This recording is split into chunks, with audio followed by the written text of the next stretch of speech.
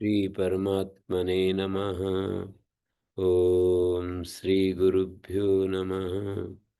ओम मातृशक्तये नमः। ओम सर्वेभ्यो नमः।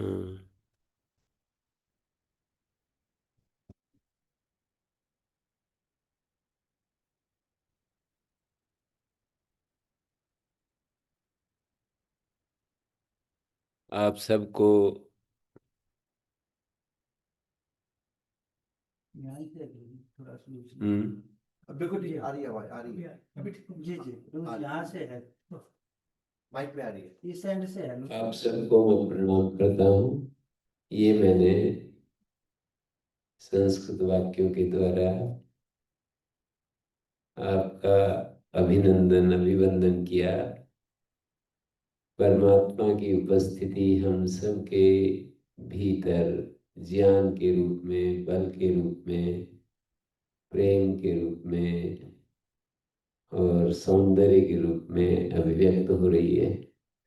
तो उस परमात्मा की उपस्थिति को हम प्रणाम करते हैं। परमात्मा इस भौतिक जगत में, इस फिजिकल वर्ल्ड में ब्यूटी के रूप में प्रकट होता है। परमात्मा हमारे प्राणों में स्ट्रेंथ के रूप में, बल के रूप में, हमारी बुद्धि में, माइंड में ज्ञान के रूप में, नॉलेज के रूप में, और हमारी आत्मा में प्रेम के रूप में प्रकट होता है।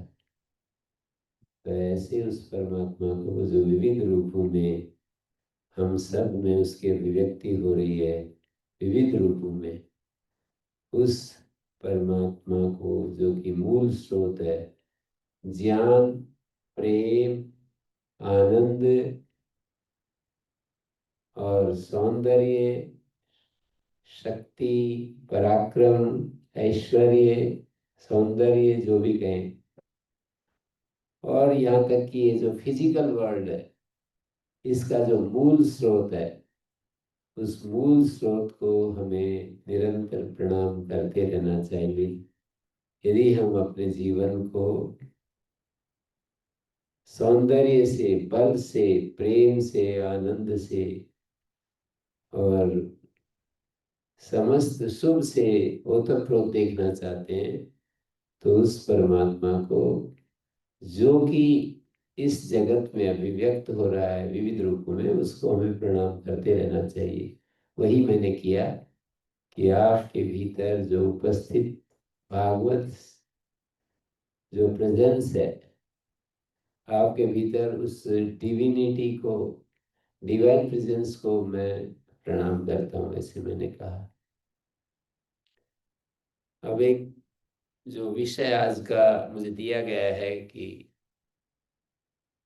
कर्म योग क्या है और गीता उसको किस तरह से डिफाइन करती है, और उस कर्म योग की साधना क्या हम भी कर सकते हैं गृहस्थ में रहते हुए, सांसारिक जीवन जीते हुए, बिजनेस करते हुए और अन्य रेस्पॉन्सिबिलिटी, जो बहुत सारी रेस्पॉन्सिबिलिटीज हैं उनको निभाते हुए हम भी क्या कर्मयोग की साधना कर सकते हैं। इस विषय में मैं आपके सामने चर्चा करूंगा, तो उसको आप ध्यान से सुनेंगे तो अवश्य आपको लाभ होगा। तो देखिए, कर्मयोग का सूत्र हमें यजुर्वेद में 40वें अध्याय, जो ब्रह्म अध्याय है, उसके दूसरे मंत्र में मिलता है। कुर्वन्नेवेह कर्माणि जिजीविषेच्छतं समा एवं त्वयि नान्यते दोस्ति न कर्म लिप्यते नरे। कर्म करते हुए हमको, कुर्वन्नेव कर्माणि, कर्मों को करते हुए हमें 100 वर्ष जीने की इच्छा करनी है। इस तरह से जब हम करेंगे तो दुष्कर्म में या प्रतिषिद्ध कर्म में हमारा मन नहीं जाएगा और हम शुद्ध होते जाएंगे, हमारे जीवन में प्योरिफिकेशन बढ़ता जाएगा, हम प्योरीफाइड हो जाएंगे। तो ऐसा यजुर्वेद के 40वें अध्याय के दूसरे मंत्र में ये संदेश दिया है। और उसी को आधार बनाकर भगवान कृष्ण ने गीता में कर्मण्येवाधिकारस्ते माँ फलेषु कदाचन माँ कर्म फल हेतु भू माते संगोस्तु अकर्मणि। इस श्लोक को दूसरे अध्याय का 47 नंबर जो श्लोक है इसमें प्रकट कर दिया है। सेकंड चैप्टर 47 श्लोक। और वो क्या कहते हैं, 4 संदेश दिए इस श्लोक में। कर्मणि एव अधिकारस्ते, तुम्हारा अधिकार कर्म करने में है। माँ फलेषु कदाचन, कभी भी कर्म फल में तुम्हारा अधिकार नहीं है, क्योंकि फल हमारे अधिकार क्षेत्र की चीज नहीं है। हम कर्म कर सकते हैं, फल हमारे हाथ में नहीं है। तो इसलिए माँ फलेषु कदाचन, कभी भी फल में अपना अधिकार मत समझना। माँ कर्म फल हेतु भू, कर्म फल जो जन्म है, कर्म का फल और कर्म फल का जो हेतु है, उसका तू कर्म फल का हेतु मत बन। यदि कर्म के फल की इच्छा करेंगे तो हमें दोबारा दोबारा इस साइकिल से, जन्म श्रृंखला से गुजरना पड़ेगा। इसको खुला रख सकते हैं, पता चलता रहेगा लोगों को, बंद करने की आवश्यकता नहीं। कर्म फल हेतु भू, कर्म फल का जो हेतु है वो मत बन। हम कर्म फल की इच्छा करते हैं, कर्म के फल की इच्छा करते हैं, तो कर्म कर्म करते हैं और उसके फल की चाहना करते हैं। तो कर्म फल का जो हेतु जन्म है उसको हम प्राप्त करते हैं। कर्म फल का कारण, कर्म फल का जो कारण है, कर्म में आसक्ति, वो हमको पकड़ लेती है और हम पुनः पुनः इस साइकिल से गुजरते रहते हैं। माते संगवस्तु कर्मणि। और चौथी बात भी महत्वपूर्ण कही कि कर्म फल जब चाहना ही नहीं तो कर्म ही क्यों करना, ये भी नहीं सोचना। माते संगोस्तु कर्मणि, अकर्म में भी तुम्हारा संग नहीं होना चाहिए। इसे मुझे कर्म फल की इच्छा ही नहीं, तो मैं इस चक्कर में क्यों पड़ूं, मैं कर्म ही क्यों करूं, अपना आराम से रहूं, खाऊं पीऊं और मैं अपना अपने कमरे में सोता रहूं। कर्म क्यों करूं, कर्म करने का जो दायित्व है, जो इतना झंझट भरा जो ये मेरा जीवन है, इसको मैं क्यों स्वीकार करूं। जब हम कर्म करते हैं तो बहुत सारी दिक्कतें आती हैं, बहुत सारे चैलेंजेस स्वीकार करने पड़ते हैं। कोई कुछ कहता है, कोई कुछ कहता है, कोई कैसे, हम कुछ चाहते हैं, कुछ होता है। किसी महापुरुष ने कहा है, जो हम चाहते हैं वो होता नहीं, जो होता है वो भाता नहीं, वो हमें अच्छा नहीं लगता, और जो भाता है वो टिकता नहीं, रहता नहीं।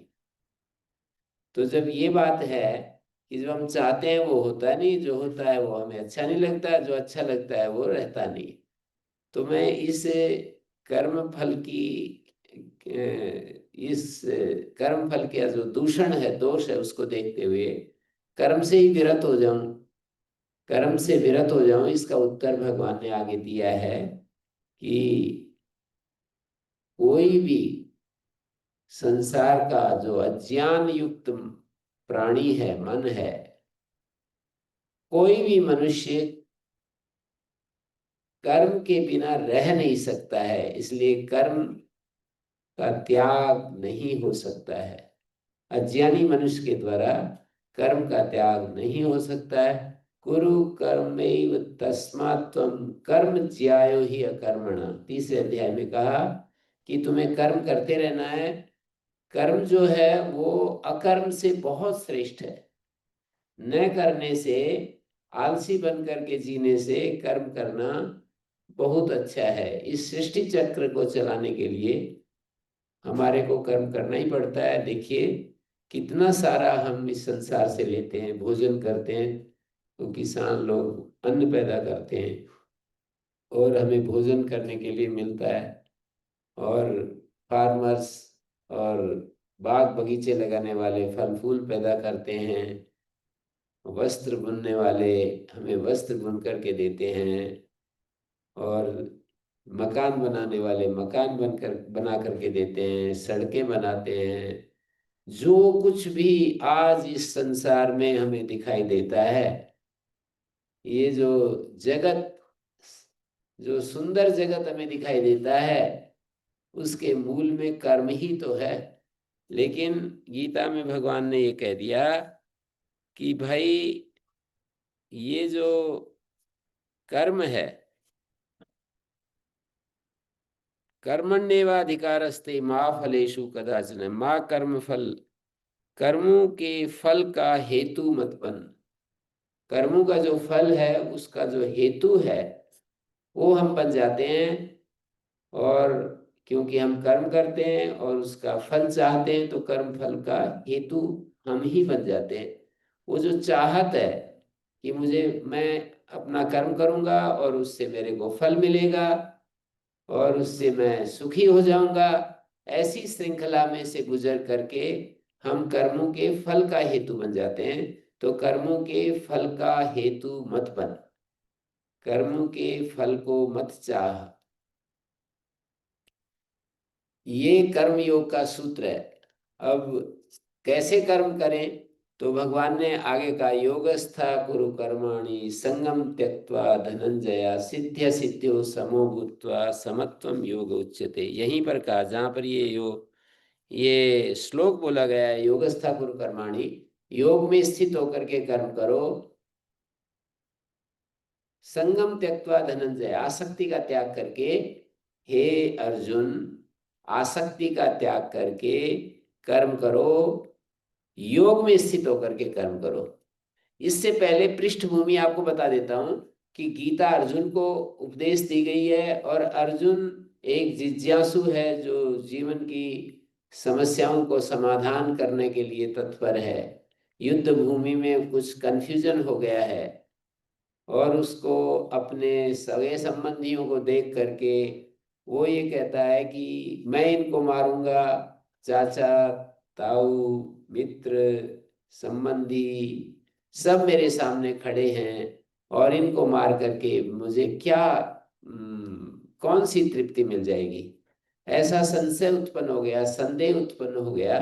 तो उस स्थिति में ये उपदेश दिया गया है, अर्जुन के विषाद को निवारण करने के लिए, मोह को हटाने के लिए ये गीता का संदेश है। ये तो 5000, लगभग 5000 वर्ष पहले दिया गया। अब हम इस संदेश को पढ़ने से हमें क्या लाभ होगा? तो इसको समझ लेना चाहिए कि जो गीता का अध्येता है वो अर्जुन बन करके उपस्थित हुआ है। अर्जुन जैसी मन स्थिति उसकी होनी चाहिए, और इसमें जो संदेश है, उपदेश है, वो भगवान की तरफ से हमारे को मार्गदर्शन है। तो एक भगवान है और एक शिष्य है, इन दोनों के संवाद के रूप में गीता प्रस्तुत है। हमारे मन में भी वही संशय, वही मोह, वही शोक, वही दिक्कतें होती हैं जो अर्जुन के सामने उपस्थित हुई थी। अर्जुन को जो समस्याएं बनी, उन्हीं समस्याओं का, उन्हीं समस्याओं से हम लोग भी घिरे रहते हैं, उन्हीं समस्याओं को हम भी फेस करते हैं। तो हमें उन समस्याओं से कैसे जूझना चाहिए, क्या हम भी उन समस्याओं से मुक्त हो सकते हैं, ये हमें देखना होता है। तो इसका उत्तर ये दिया जाता है कि प्रत्येक मनुष्य यदि अर्जुन जैसी मनस्थिति में चला जाए तो वो समस्याओं से पार चला जाएगा। वो व्यक्ति अर्जुन की तरह आखिर में जाकर के गएगा, नष्टो मोहा स्मृति लब्धा त्वत्प्रसादात् मयाच्युता, मेरा मोह नष्ट हो गया और मुझे शुभ स्मृति आ गई है। ये जो स्मृति नाम की चीज है, ये हमारी नष्ट हो जाती है जब बहुत सारी इच्छाएं, डिजायर्स हमारे मन में आती हैं। तो जो पढ़ा पढ़ाया, सुना सुनाया होता है, जो शुभ होता है, वो चला जाता है, नष्ट हो जाता है। तो दोबारा स्मृति लाने के लिए गीता का संदेश हमें लाइन पर लाकर खड़ा कर देता है। हमारी खोई हुई स्मृति हमें प्राप्त हो जाती है, हमारा मोह चला जाता है, हम जीवन को सही सही देखने लगते हैं। तो ये इसकी पृष्ठभूमि है। ऐसा बनकर के यदि गीता के संदेश को सुनेंगे तो निश्चित रूप से हमें इसका लाभ होगा। और यदि हमने इससे विपरीत कुछ किया, माने केवल यहाँ एंटरटेनमेंट तो है नहीं कि आप 1 घंटे गीता का प्रवचन सुनेंगे तो आपको मनोरंजन हो जाएगा। यहाँ तो कुछ खोज करने की बात है, कुछ मार्गदर्शन की बात है, कुछ यहाँ चेतावनी की बात है, वार्निंग की बात है। 3 तरह की बातें हैं गीता में। एक भगवान की शिक्षाएं, टीचिंग्स ऑफ श्री भगवान, और एक एश्योरेंस ऑफ डिवाइन पावर, हमारे लिए दिव्य संदेश, और तीसरे कुछ वार्निंग्स भी हैं कि तुम ऐसा नहीं करोगे तो नष्ट हो जाओगे। ऐसे हमें बहुत बड़ी बड़ी चेतावनी भी दी गई है, वार्निंग भी दी गई है। तो ऐसी मनस्थिति के साथ आप गीता का स्वाध्याय करेंगे तो आपका मन अर्जुन की तरह एक विशेष स्थिति में पहुंच जाएगा। तो आप इसके लिए, मुझे लगता है कि आप तैयार होकर के बैठे बैठे हैं।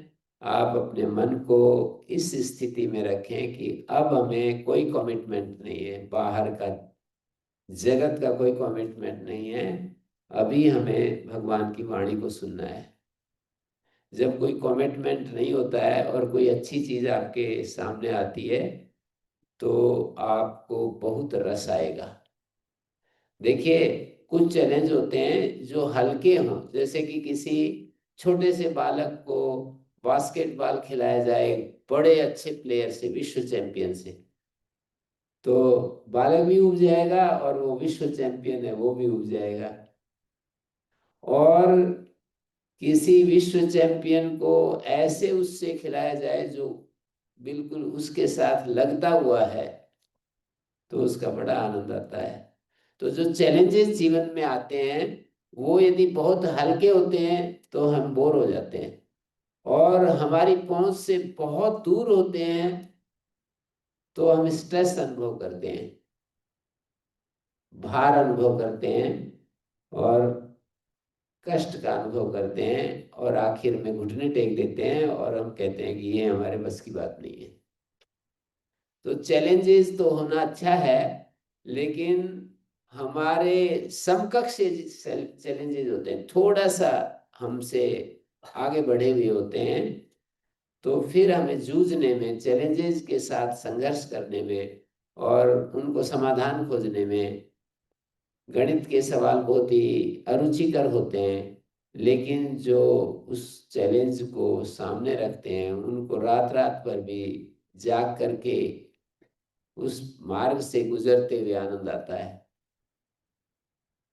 तो जीवन की समस्याएं यदि हमने देखी हैं कि जीवन में कुछ समस्याएं हैं और उन समस्याओं का हमें समाधान खोजना है, तो निश्चित रूप से गीता का जो अध्ययन है, स्वाध्याय है, गीता का स्वाध्याय हमें मार्गदर्शन देता है और उससे हमारे जीवन में बहुत ज्यादा अंडरस्टैंडिंग आ जाती है, राइट अंडरस्टैंडिंग आ जाती है, राइट फीलिंग्स आने लगती हैं। हमारा हमारा भाव शुद्ध हो जाता है, हमारा विचार शुद्ध हो जाता है, हमारा व्यवहार शुद्ध हो जाता है, हमारा आचरण शुद्ध हो जाता है, हमारा आहार शुद्ध हो जाता है। आहार, व्यवहार, आचार, विचार सब शुद्ध हो जाएं तो हमारे जीवन में फिर किस चीज की तकलीफ हो, किस चीज की परेशानी हो सकती है? कुछ भी नहीं। तो हमें अपने जीवन में थोड़ी दृष्टि को जरूर, हमें एक विशेष जो दृष्टि है उसको हमें जरूर अपनाना है, जिससे कि उस दृष्टि को के अनुसार जब हम काम करेंगे तो उससे हमें लाभ होगा। तो इन्होंने ये कहा कि योग में स्थित होकर के कर्म करो, सिद्धि और असिद्धि की परवाह मत करो, सफलता असफलता की परवाह मत करो। योग का मतलब समत्व, समता, equanimity of the mind is called yoga. Equanimity of the mind, मन की वो स्थिति जो एक बैलेंस की तरह, तराजू का जो बैलेंस तराजू का एक डंडा होता है ना, उसको हम स्केल बैलेंस कहते हैं, तो उसकी तरह हमारा मन यदि स्थित रहे हमेशा, तो सफलता में भी वैसा ही रहे, असफलता में भी, हम दोनों ही अवस्थाओं में हम अलग पाते हैं अपने आप को। जैसे आपने देखा होगा, जो ये बहुत बड़े बड़े अच्छे प्लेयर्स होते हैं, तो उनको आपने देखा होगा कि जैसे कोई फुटबॉल मैच हो रहा है या क्रिकेट खेल रहे हैं, बास्केटबॉल खेल रहे हैं, बैडमिंटन खेल रहे हैं, तो जो लास्ट जो उसका ओवर होता है और उसमें वो विजयी हो जाता है, तो कैसे उछलने लगते हैं, कितना उनका आपे से बाहर हो जाते हैं। और जो हारने वाले हैं कितने मायूस हो जाते हैं, कितना अधिक वो अपने आप को उस समय हताश निराश पाते हैं। तो ये दोनों ही स्थितियां योग की नहीं है, समता योग है। तो कहते हैं जब समता में ही रहना है तो उस फिर ये जीवन में रस क्या आया, एक्साइटमेंट सारे छोड़ दिए तो जीवन में रस ही क्या रहा। तो सामान्य आदमी एक्साइटमेंट को ही रस कहता है, लेकिन इससे बड़ा, एक्साइटमेंट से भी बड़ा एक रस होता है। वो रस तब आता है जब हम डिप्रेशन को भी छोड़ दें और एक्साइटमेंट को भी छोड़ दें, टेंशन को भी छोड़ दें, डिप्रेशन को भी छोड़ दें, एक्साइटमेंट को भी छोड़ दें, तो फिर वो एक एक रस ऐसा जो सुख है वो हमारे भीतर अभिव्यक्त होता है, प्रकट होता है। वो एक रस, वो इतना बड़ा सुख है, इतना बड़ा आनंद है कि उसको हम न शक्यते वर्णयितुम गिरा तदा स्वयं तदंतः करणेन गृह्यते। उसको हम वाणी के द्वारा वर्णन नहीं करते। We can't explain with this ये ग्रोस टंग, ये जो हमारी स्थूल वाणी है ना, इसके द्वारा हम उसको एक्सप्लेन कैसे करेंगे बताओ। वाणी के द्वारा उस आनंद का कैसे अनुभव करेंगे जो हमारे भीतर आनंद प्रकट होता है, स्वयं तदंतः करणे। एक करने का आनंद होता है, एक और एंगल से कर्मयोग में करने का जो रस है उसको यदि हम फोकस करें, करने के रस पर यदि फोकस करें, तो भी हमको कर्मयोग का सूत्र समझ में आ जाएगा। करने का रस कैसा होता है? करते समय ही उसका आनंद ले लिया, खिलाड़ी खेल रहा है उसी समय उसका आनंद आ गया। जैसे कि कोई पेंटिंग कर रहा है, चित्र बना रहा है, तो चित्र बनाते समय ही उसको वो आनंद आ गया, ना कि एग्जीबिशन में ले जा करके उस चित्र को रखेंगे और फिर उससे पुरस्कार मिलेगा, उससे हमें कोई बहुत बड़ा अवार्ड मिलेगा, ऐसा नहीं। हमको जब हम पेंटिंग कर रहे हैं उसी समय आनंद आ गया। हम कोई लेख लिखते हैं, कोई निबंध लिखते हैं, ऐसे लिखते हैं, कोई हम कविता करते हैं, तो कविता करते समय ही हमें आनंद आ गया।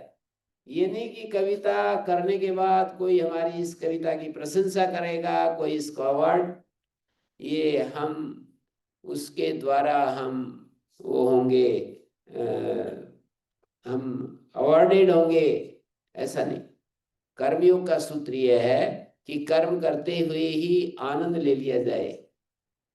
वो पीछे कुछ कोई स्कार, जैसे फ्लाइट ऑफ द ईगल होता है ना, वो कोई चिन्ह नहीं छोड़ता। सांप यदि धरती पर रेंगता हुआ जाएगा बालू रेत में तो स्कार बच जाते हैं ना पीछे, लेकिन जब ईगल फ्लाइट करता है तो उसके पीछे कुछ भी स्कार नहीं बचता। विमान तो फ्लाइट करेगा तो फिर भी स्कार, उसके पीछे जो धुआं होता है वो दिखाई देता है हमारे को, एरोप्लेन। लेकिन ईगल यदि फ्लाइट करता है, फ्लाई करता, उड़ता है, तो क्या करेगा? फ्लाइट ऑफ द ईगल कैसा होता है? बिना स्कार का होता है, बिना किसी संस्कार के होता है। पर ईगल तो पूरे आनंद लेता है, बिल्कुल एकदम आनंद लेता हुआ उड़ता रहता है। तो ऐसे ही कर्मयोग का सूत्र यह है कि हम कर्म करते ही आनंद ले लें, पीछे के लिए कुछ छोड़े ही नहीं। तो ये हमारी दृष्टि में यदि आ जाए, हमने तो इसको देखा है एक्सपीरियंस करके बाल्यकाल से, जबकि हम कुछ नहीं जानते थे कर्म योग क्या है और भक्ति योग क्या है, ज्ञान योग क्या है, शास्त्र क्या कहते हैं। लेकिन मुझे याद आ रहा है मेरे को बचपन का, जब मैं 10 साल का, 8-10 साल का, 11 साल का, उस समय की बात मुझे याद आ रही है कि हम जैसे कोई खेल खेलते थे, कबड्डी खेलते थे और ऐसे ही खेलते रहते थे रात को।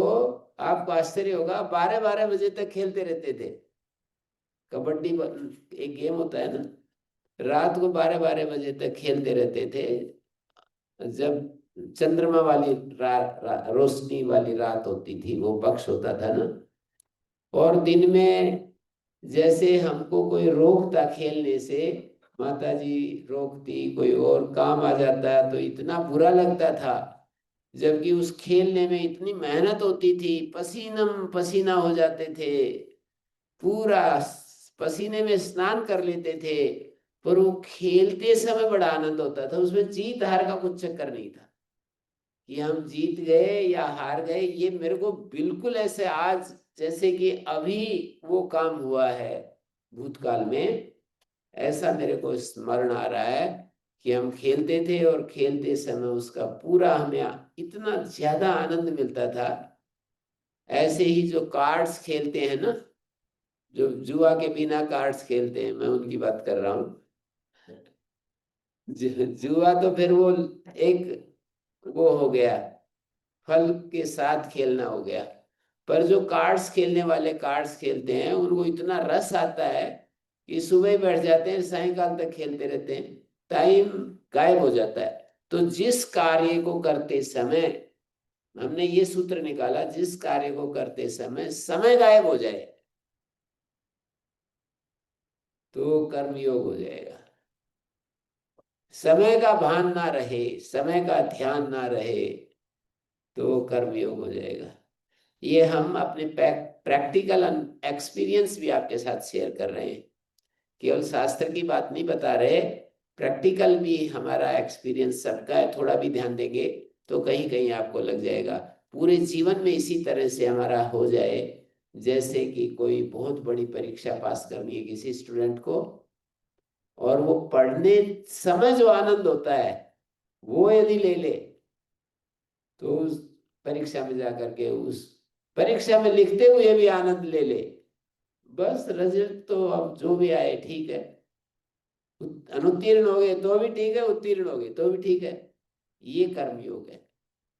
कोई बिजनेस कर रहा है, बिजनेस का आनंद यदि ले लिया उसने, कोई खेती कर रहा है तो खेती का आनंद ले लिया, गोपालन कर रहा है तो गोपालन का आनंद ले लिया।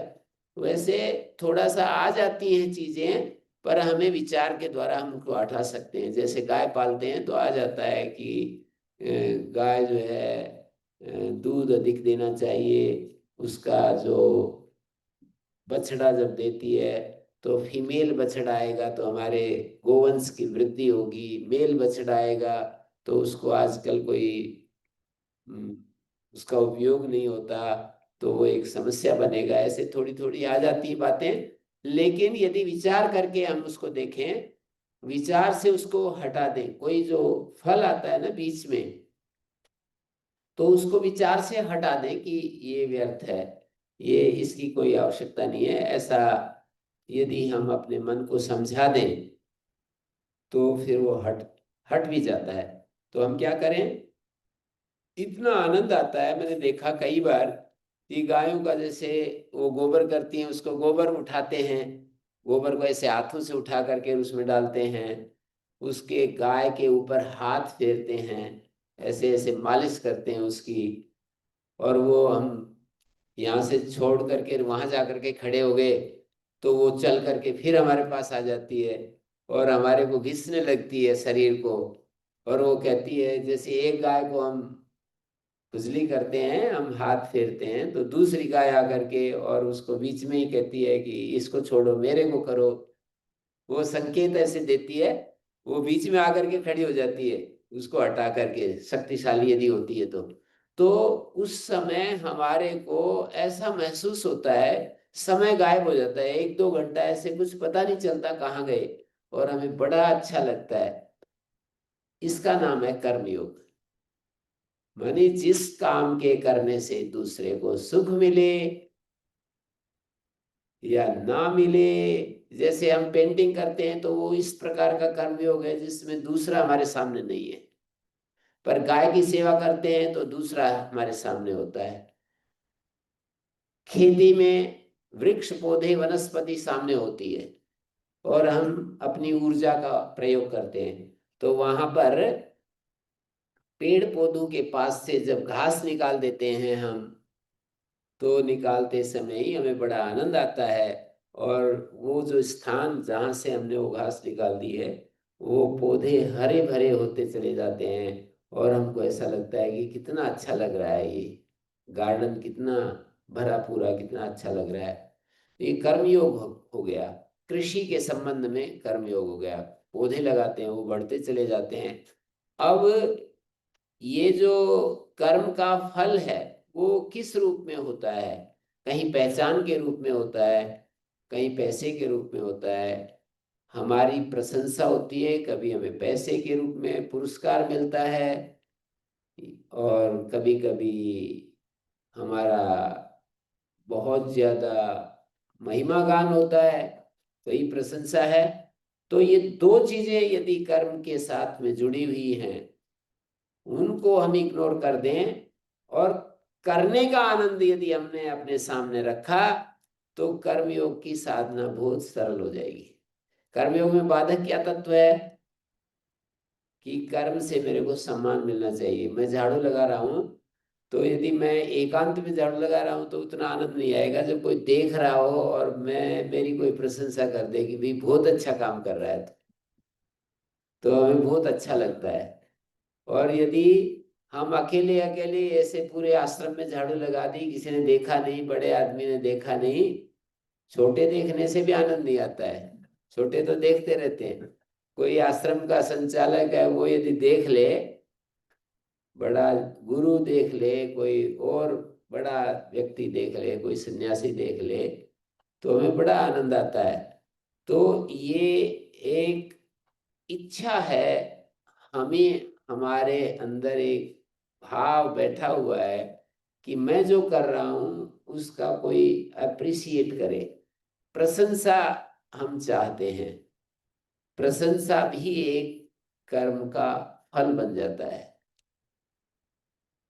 झाड़ू लगाने से तो इसी में बहुत बड़ा आनंद है कि हमने साफ कर दिया स्थान को, उसी में बहुत बहुत रस आएगा। मैं आज किसी शौचालय में गया, और वो शौचालय थोड़ा सा गंदा था। मतलब शौचालय जो उसका वो जो होता है फ्लैश होता है ना, वो कहीं कहीं जैसे कोई भूल कर देता है, और वो उसमें लग जाता है, मल लग जाता है। तो मैंने तो एक ही बार तो जाना था, पहले मैंने उसको साफ किया, और उसके बाद में गया तो मुझे अच्छा लगा ये। इसमें इसमें कोई मेरे को देखे ना देखे, इससे क्या लेना देना। कहीं हम सफर करते हैं, उसमें गाड़ी में सफर करते हैं, और मैं देखता हूँ कि लोग जो है ना इतनी गंदगी फैला देते हैं कि दूसरे के लिए अच्छा नहीं लगता वहां पर। जो यदि ये अवेयरनेस हमारे अंदर आ जाए, ये अमेरिका में तो स्वाभाविक रूप से आपको इन चीजों को फेस करने का मौका कम मिलता है, पर भारत में तो पदे पदे मिलता है। ये जो गंदगी नाम की चीज है ना, वो पदे पदे आपको सामने आएगी, और उसको यदि आपने साफ कर दिया, तो आप देखेंगे कि उसको साफ करने से कोई देखे ना देखे, आपको एक आंतरिक संतोष मिलेगा। यही कर्मयोग है। जो आंतरिक संतोष कर्म के द्वारा हमें प्राप्त होता है, उसी का नाम कर्मयोग। कर्मयोग कर दिया, नहीं तो कर्म मात्र होता है। यदि हमें संतोष नहीं मिला, तृप्ति नहीं मिली, रस नहीं मिला, तो कर्म हो गया, कर्म योग नहीं हुआ। कर्म योग तब होता है जब हम कर्म भी करते हैं और साथ में रस भी मिलता जाता है उसी समय। उसके बाद जो हमें फल मिलता है वो तो बोनस है एक प्रकार का। बोनस की क्या इच्छा करनी, कभी मिल जाता है, कभी नहीं मिलता बोनस। तो बाद में जो बोनस मिलता है उसकी इच्छा छोड़नी पड़ेगी। उसको कभी मिल भी जाए, ये उसको भगवान का कृपा समझ लें, भगवान का आशीर्वाद समझ लें, और बड़े लोगों का आशीर्वाद समझ लें, कुछ भी उसका नाम दे दें। तो कर्मयोग को समझना ज्यादा कठिन नहीं है। इस तरह से हम समझ सकते हैं कि कर्मयोग में हमको करने के आनंद को फील करना पड़ेगा। करने का एक आनंद होता है, उसको हमें महसूस करना पड़ेगा। करते समय ही हमें जो एक आनंद आता है, किसी काम को करते समय जो आनंद आता है, उसमें हमको बिल्कुल एकदम से मन शांत होता है, पूरा पीस ऑफ माइंड बना रहता है उसमें। इच्छाएं आकर के और हमको डिस्टर्ब कर देती हैं। जो बालक इस तरह से पढ़ाई करते हैं उनकी पढ़ाई अच्छी होगी। कोई बड़ी से बड़ी परीक्षा में बैठने वाले बच्चे वो ज्यादा सक्सेस होते हैं जो मन की शांत स्थिति को खोते नहीं है, जो भयभीत नहीं होते हैं। भयभीत क्यों होते हैं? भयभीत इसलिए होते हैं कि हमको फल पर दृष्टि चली जाती है। एक कोई रस्सी के ऊपर चल रही थी, एक नौजवान बहन, बहुत ऊंचाई पर रस्सी बांध रखी थी। दो पहाड़ थे, एक पहाड़ से दूसरे पहाड़ पर वो रस्सी बांधी हुई थी, मानी सैकड़ों फीट ऊंचे रस्सी बांधी हुई थी। और आप अब भी उसकी पूजा होती है वहां पर, सच्ची घटना है ये। सैकड़ों फीट ऊंचे आकाश में एक पहाड़ से दूसरे पहाड़ पर रस्सी कस करके बांध रखी थी, और वो आकाश में वो चढ़ी और वो उस रस्सी पर चलती गई, आखिरी बिंदु पर जा करके वो नीचे देख लिया उसने। देखने वाले कहते हैं कि उसने नीचे देख लिया एक बार, और वहीं से गिर गई, उसी से मर गई। तो जब तक वो अपने उस कर्म का आनंद ले रही थी तो पूरी सावधान थी, लेकिन जैसे ही उसने नीचे देखा तो एकदम वो भयभीत हो गई, और भयभीत होते ही नीचे आना ही था फिर तो ये बात आपको उदाहरणों से समझ में आए तो उदाहरण से समझ लो, अपने एक्सपीरियंस से समझ में आए तो अपने एक्सपीरियंस समझ लो। जब जब हम अपने मन को शांत रखते हैं और कर्म करते हैं तो हमें बड़ा आनंद आता है। आप बर्तन, छोटे छोटे उदाहरण लेकर के मैं बता रहा हूं, आप बर्तन साफ करते समय, आप भोजन बनाते समय, आप उसको ड्रेसिंग करते समय, अपने घर को व्यवस्थित करते समय, झाड़ू लगाते समय, जहां जहां भी आपको मौका मिलता है वहीं पर यदि उस काम को, उसके साथ उस काम को एक योग के रूप में यदि आप करते हैं तो आपका मन बहुत ही आनंद में रहता है, और इसी तरह से आपका विकास हो जाता है। कर्म योग के द्वारा आपका मन शुद्ध हो जाता है। मन के दो दोष सबसे ज्यादा हैं, राग और द्वेष। कहीं हमारा राग होता है, कहीं द्वेष होता है। सफलता में राग होता है, विफलता में द्वेष होता है। प्रशंसा में राग होता है, निंदा में द्वेष होता है। तो राग और द्वेष हमारे मन के साथ जुड़े हुए रहते हैं। कर्मयोग के द्वारा राग और द्वेष ढीले पड़ते जाते हैं। कर्मयोग की साधना ऐसी है कि हम राग और द्वेष से धीरे धीरे मुक्ति पाने लगते हैं। तो राग और द्वेष से यदि हम मुक्त हो जाएं, कितनी बड़ी साधना है ये, आप इसको कल्पना नहीं कर सकते कितनी बड़ी साधना है ये। यदि आप राग और द्वेष से मुक्त हो जाएं तो ये छोटी मोटी साधना नहीं है, बहुत बड़ी साधना है।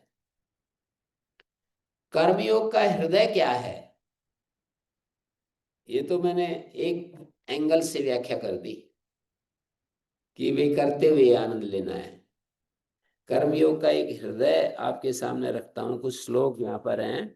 तीसरे अध्याय का 30वां श्लोक है, मयि सर्वाणि कर्माणि। कर्मयोग का हृदय है भक्ति। भक्ति के साथ यदि हम कर्म करें तो कर्मयोग हो जाएगा पूरा का पूरा। यहाँ कहा है मयि सर्वाणि कर्माणि संन्यस्याध्यात्म चेतसा निराशीर निर्ममो भूत्वा युद्धस्व विगत ज्वरा। अर्जुन को संदेश दे रहे हैं भगवान, हमें संदेश दे रहे हैं, यूं समझ लो, क्योंकि हम ही तो अर्जुन के रूप में स्वाध्याय कर रहे हैं ना। तो वो कह रहे हैं मयि सर्वाणि कर्माणि, भगवान के ऊपर सारे कर्मों को छोड़ दो, अध्यात्म चेतसा अपनी आंतरिक चेतना के साथ, अंतर्यामी परमात्मा में अध्यात्म चेतसा कह दिया, अपने चित्त को पूरा लगाकर सारे कर्मों को परमात्मा में छोड़कर निराशी निर्ममो भूत्वा, आशा रहित होकर, ममता रहित होकर के अपने युद्धस्व विगत ज्वरा, अर्जुन को युद्ध करने की बात कही जा रही है। सबको अपना अपना कर्तव्य पालन की जो बात है उसको ही युद्ध के रूप में देख लीजिए। यहाँ पर बार बार युद्ध की बात कही जा रही है क्योंकि अर्जुन केंद्र में है और हमारा संसार का जो व्यापार है वो भी एक युद्ध ही है। हम संसार में युद्ध भूमि में खड़े हैं। तो युद्धस्व विगत ज्वरा का अर्थ यही नहीं होता है कि भाई ज्वर रहित होकर के युद्ध कर, इसका मतलब मार काट कर, ये अर्थ नहीं होता है। शत्रु को मार, हमारे जीवन के जो शत्रु हैं, आलस्य है, अपेक्षाएं हैं, चाहत हैं, डिजायर हैं, ये सारे ये सब हमारे शत्रु बने हुए हैं। तो युद्धस्व विगत ज्वरा का अर्थ है कि ज्वर रहित होकर, अपने अंदर संताप रहित होकर के, ज्वर का मतलब संताप, संताप रहित होकर अर्थात शांत मन से अपने कर्तव्यों को पूरा कर, युद्धस्व अपने कर्तव्य पूरे कर, आशा रहित होकर, अपेक्षा रहित, एक्सपेक्टेशन को छोड़ करके कि डिजायर्ड फल मिलता है या नहीं मिलता है। We are performing activities and we are gaining the desired fruit of action और नोट, इसको छोड़ दो, इसको छोड़ दो और अपना काम पूरा करते रहो। ये भगवान ने यहाँ पर कहा, कई जगह कहा है। एक दूसरे अध्याय में भी, तीसरे अध्याय का 30वां है, 12वें अध्याय का एक श्लोक में मेरे को याद आ रहा है, 12वें अध्याय के 7वें श्लोक में देखिए क्या कह रहे हैं, कितना सुंदर कहा है।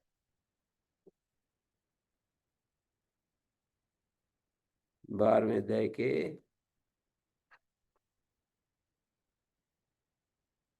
6ठे श्लोक में, ये तु सर्वाणि कर्माणि मयि सन्न्यस्य मत्परा अनन्येनैव योगेन मां ध्यायन्त उपासते। जो सब कर्मों को मेरे ऊपर छोड़कर अनन्य योग से, अनन्य मन से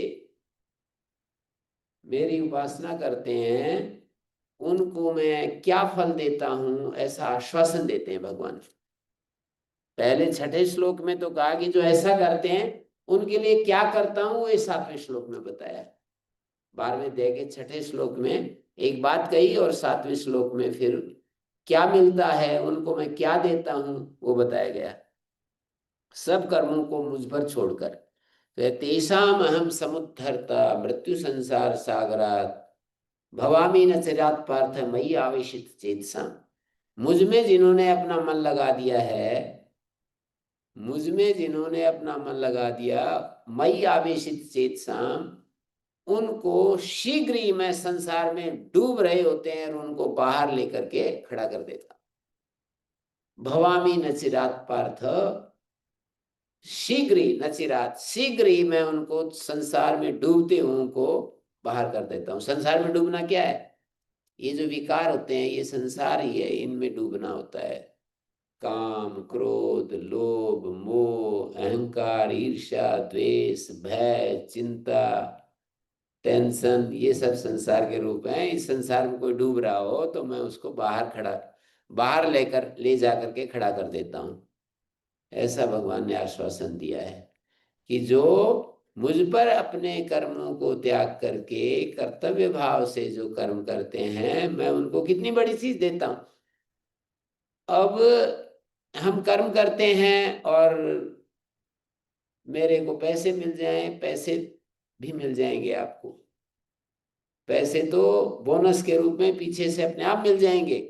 आप अपना कर्म योग सामने रखें कि मुझे पूरा आनंद लेना है इस कर्म को करते समय, और आप उस कर्म को करेंगे, पैसे मिल जाएंगे, प्रशंसा मिल जाएगी, उसको भगवान का प्रसाद समझ लें। उससे राजी होने की जरूरत नहीं है। महापुरुष ऐसा कहते हैं कि जब हमको कुछ अनुकूल फल मिलता है तो उसमें राजी होने की जरूरत नहीं है, हमको प्रसाद समझ लेना चाहिए कि ये तो भगवान का प्रसाद है बस। दोबारा उसको भी उसके चरणों में, जैसे हम देवता के चरणों में पुष्प चढ़ाते हैं, हमें कोई पुष्प देता है, हम उसके चरणों में चढ़ा देते हैं। तो जैसे देवता के चरणों में हम पुष्प चढ़ाते हैं, उसी तरह से हमारे को ये करना है, उसी तरह से हमको ये सब करना है। तो यहाँ पर एक बात कही, बहुत ही अच्छी बात है कि भाई हमें पूरी शक्ति लगा करके कर्म फल त्याग की महिमा बताइए। कर्म फल को छोड़ने से हमें क्या मिलता है। एक स्वामी राम सुखदास जी हुए हैं, गीता के साधक संजीवनी पुस्तक भी लिखे, बहुत सारी पुस्तकें भी लिखे हैं, गीता प्रेस के गोरखपुर के। मैं एक बार उनसे मिलने के लिए लगभग लगभग 300 मील की यात्रा करके और उनसे मिलने के लिए गया। सुबह से शाम तक बैठा रहा। फिर उनके शिष्यों ने मेरे को बुलाया और यही एक बात बताई थी जो मैं अभी आपको सुनाने जा रहा हूँ। 92 की बात है ये, जब मैं उनसे मिला। तो ये बात जो है मैं आपको बता रहा हूँ। कहते हैं मयि एव मन आधत्स्व मयि बुद्धिम निवेशय निवसिष्यसि मयि एवात ऊर्ध्वं न संशय। मेरे में अपना मन लगाओ, मेरे में अपनी बुद्धि लगाओ, ऐसा करोगे तो मुझ में ही तुम्हारा वास होगा। इसमें कोई संशय नहीं, आश्वासन है, ग्रेट एश्योरेंस। भगवान का ग्रेट एश्योरेंस है कि मुझ में अपना मन लगाओ, मुझ में अपनी बुद्धि लगाओ, ऐसा करोगे तो मुझ में ही तुम्हारा वास होगा। कोई इसमें संशय की बात नहीं है। कहते मान लीजिए हम अपना मन अपनी बुद्धि भगवान में ना लगा पाए तो क्या करें। अथ चित्तम समाधातुम न शक्नोषि मयि स्थिरम अनन्ये अभ्यास योगेन ततो माम इच्छाप्तुम धनंजय। कहते हैं एक बार में तुम अपना मन भगवान में नहीं लगा सकते तो बार बार उसका अभ्यास करो। सक्सेस नहीं हो पा रहे तो क्या करते हैं हम, बार बार अभ्यास करते हैं। अभ्यास योगेन ततो माम इच्छाप्तुम धनंजय। हे धनंजय, मेरे को पाने की इच्छा करो। यदि तुम मुझ में अपना मन स्थिर नहीं कर पा रहे हो तो क्या करो, अभ्यास योग से साधना करो, बार बार उसका अभ्यास करो, प्रैक्टिस करो, बार बार अपने मन को मुझ में लगाओ। मन तो भागेगा, बार बार लगाओ। जैसे बच्चा बाहर की तरफ कहीं पर किसी का घर ऐसे जगह पर हो जहाँ गाड़ियों का आना जाना बहुत ज्यादा हो और बच्चा भाग करके बाहर सड़क पर चला जाए, तो माता क्या करती है, उसको पकड़ करके अंदर ले आती है। और दिन में 50 बार भी जाता है तो 50 बार वापस ले आती है, बिना थके लाती है। ये नहीं कहती है कि इसने तो मेरे को परेशान कर दिया। छोटा बच्चा होता है ना, तो ऐसा कई बार करता है और वो माता बिना थके इस काम को करती रहती है। तो इसी का नाम अभ्यास योग है कि बार बार अभ्यास करो, बार बार उसको करो। गाड़ी कभी प्रारंभ में, यदि अमेरिका के जो रोड है वो तो बहुत अच्छे हैं, भारत के रोड तो अभी अच्छे बन गए, लेकिन कभी कभी गाँव के रोड अच्छे नहीं होते, तो इधर उधर गाड़ी होने लगती है। तो हम क्या करते हैं, उसको सही रास्ते पर ले आते हैं। तो यही अभ्यास योग है। हम लिखने लगते हैं तो हम लिखते समय यदि हमारे वो जो लेख में कहीं गड़बड़ होती है तो अभ्यास करते हैं।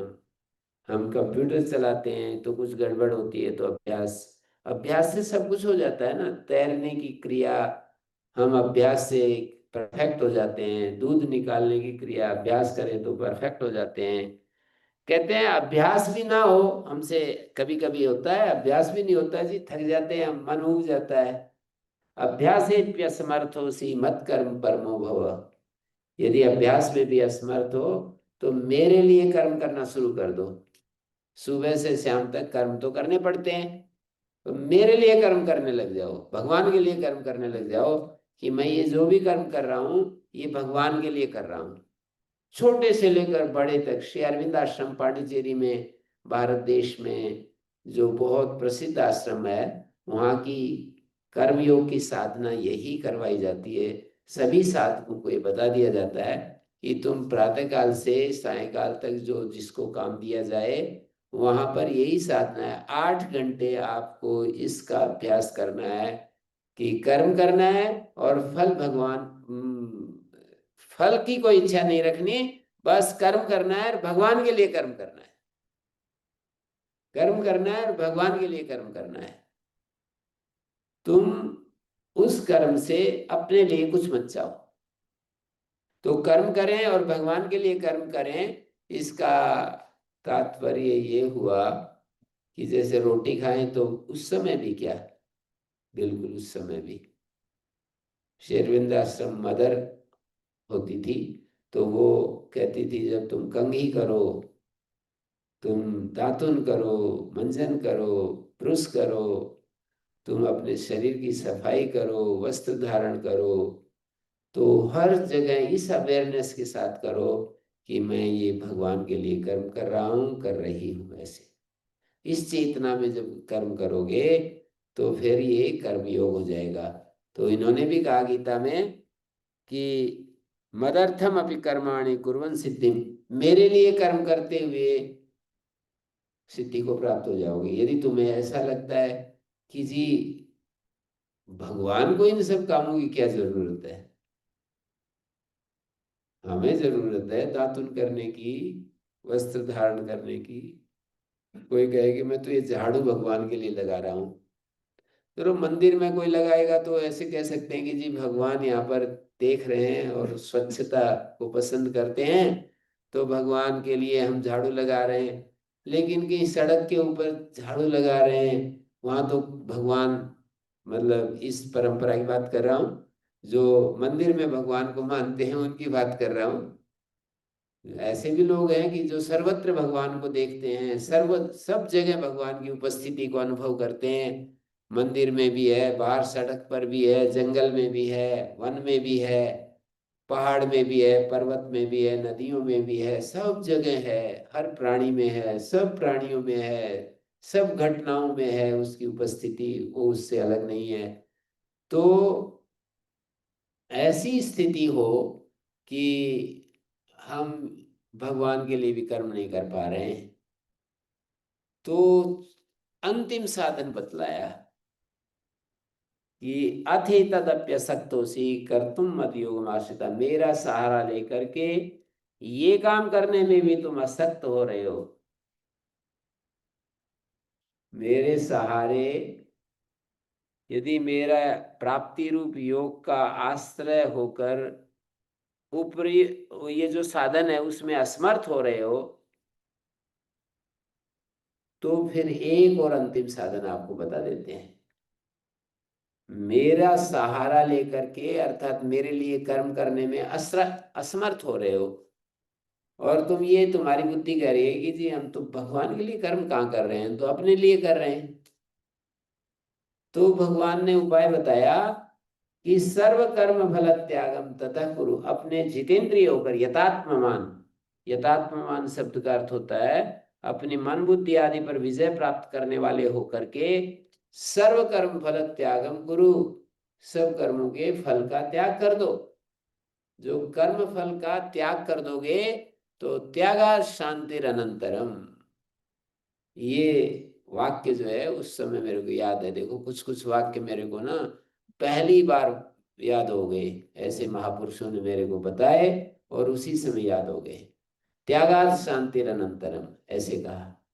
मैंने कहा स्वामी जी महाराज से मैंने कहा कि जी हम, मैं तो शास्त्र तो पढ़ा हुआ हूँ, और खूब मैं गीता आदि को जानता भी हूं, पर शांति नहीं मिल रही। ऐसे मैंने कहा, शांति नहीं मिल रही। बोले देखो भगवान ने शांति मिलने का उपाय तो बता रखा है ना, त्यागात शांतिरनंतरम, ऐसे बताया कि भी कर्म फल का त्याग कर दोगे तो शांति तो तुरंत मिलेगी, उसमें कोई देर थोड़ी लगती है। त्यागात शांतिरनंतरम। तो इस तरह से ये एक प्रोसेस है। और हमारे वेदांत के आचार्य ने एक बार मेरे को कहा था, कर्मयोग का हृदय है भक्ति। भक्ति के साथ यदि हम कर्म को करते हैं तो कर्मयोग हो जाता है। कभी कभी कर्तव्य समझ करके हम कर्मयोग करते हैं, उसमें भक्ति भी जोड़ दें तो उसकी क्वालिटी और ज्यादा बढ़ जाती है। क्वालिटी बढ़ाने के लिए भक्ति को जोड़ना पड़ता है। और आखिरी में जो 18वें अध्याय में कहा है कि भक्त्या माम अभिजानाति यावान यश्चास्मि तत्वतः। भक्ति से मेरे को जान लेते हो तुम, यावान यश्चास्मि तत्वतः, तत्वतः जान लेते हो, जैसा मैं हूं वैसा जान लेते हो। और ये कहा 18वें अध्याय का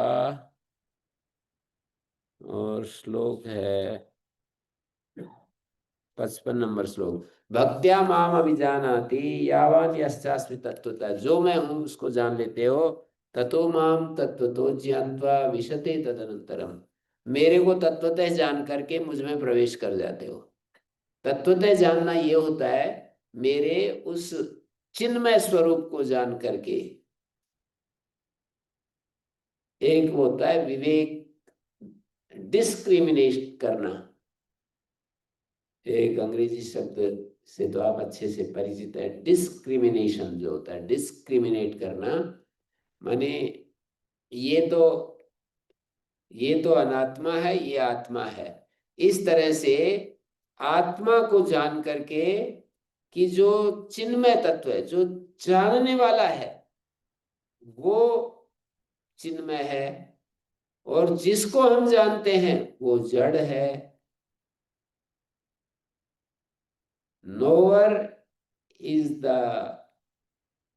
consciousness, and which is to be known, that is other than consciousness। जो जानने में आ रहा है, जैसे हमारे अंदर कॉन्शियसनेस जान रही है कि ये सब है, जो यह होता है वो मैं नहीं होता है। जो मैं होता है वो कॉन्शियसनेस है, और जो यह होता है वो अदर देन कॉन्शियसनेस है। जैसे देखो, मैं इस मकान को जान रहा हूं, मैं आप बैठे हुए हैं इसको जान रहा हूं, तो आप मैं नहीं हूं। मैं इस शरीर को जान रहा हूं तो शरीर मैं नहीं हूं। आचार्य शंकर ने वो एक श्लोक, 6 श्लोक भी बना रखे हैं। इंद्रियाणी मनोबुद्धि, मैं इंद्रियां नहीं हूं, मन नहीं हूं, बुद्धि नहीं हूं, मैं ये नहीं वो हूं, 50 सी गिना रखी हैं कि मैं ये भी नहीं हूं, मैं ये भी नहीं हूं, मैं ये भी नहीं हूं, मैं ये भी नहीं हूं। चिदानंद रूपा शिवोहम शिवोहम, मैं तो चिदानंद रूप हूं, केवल एक मंगलमय शांतिमय, ऐसा मेरा स्वरूप है। तो भक्ति योग को यदि हम मिला देते हैं तो फिर कर्म योग और भी ज्यादा सुपीरियर हो जाता है। वैसे कोई भक्ति योग को नहीं मिलाएगा तो केवल इतना ही कहना पड़ेगा कि भाई मेरा कर्तव्य है, मैं पूरा करूंगा, उससे आगे मुझे कुछ लेना देना नहीं। तो ये भी एक प्रकार का कर्म योग है। लेकिन मैं भगवान के लिए कर्म कर रहा हूं तो भगवान हमको मिल जाएंगे। शांति तो उतने में मिल जाएगी कि मैं अपने कर्तव्य को पूरा कर रहा हूं। जो जो भी अपनी ड्यूटीज होती हैं उनको पूरा करने से हमारे मन में शांति तो आ जाती है। तो ये कर्मयोग के सूत्र आपके सामने रखे हैं। और भगवान ने इस तरह के सूत्र बहुत जगह कहे गीता में। एक 11वें अध्याय के अंत में विश्व दर्शन, विश्व रूप दर्शन अध्याय उसका नाम है। और 11वें अध्याय के मत कर्म कृत मत परमो मत भक्त संग वर्जित निर्वैरा सर्वभूतेषु मामेति पांडवा, ऐसे कह दिया। देखिए 11वें अध्याय का अंतिम श्लोक बता रहा हूं। मत कर्म कृत मत परमा मत भक्त संग वर्जित निर्वैरा सर्वभूतेषु यस्य मामेति पांडवा। कहते हैं मेरे को प्राप्त हो जाओगे तुम, क्या? मेरे लिए कर्म करने वाले बन जाओ। अभी मैं कह रहा था ना, विकल्प दिए थे कि या तो मन बुद्धि मेरे में लगा दो, मुझ में नहीं लगती है तो अभ्यास करो, अभ्यास भी नहीं होता है तो मेरे लिए कर्म करना शुरू कर दो, और मेरा सहारा लेकर के तुम्हारे से कर्म नहीं होते हैं, तुम अपने अपने ही वेग में कर्म कर रहे हो, अपने ही लिए कर्म कर रहे हो, तो भी कर्म फल, डिजायर्ड जो फल हैं उनको त्याग दो। कि मैं खेती करूंगा तो इससे मेरे को इतने पैसे आएंगे, व्यापार करूंगा तो इतने पैसे आएंगे, पहले ही जो योजना बना लेते हैं ना। बिजनेस करो, पर बिजनेस से जो डिजायर्ड फल है उसको त्याग दो और बिजनेस करते चले जाओ। डिजायर्ड फल से,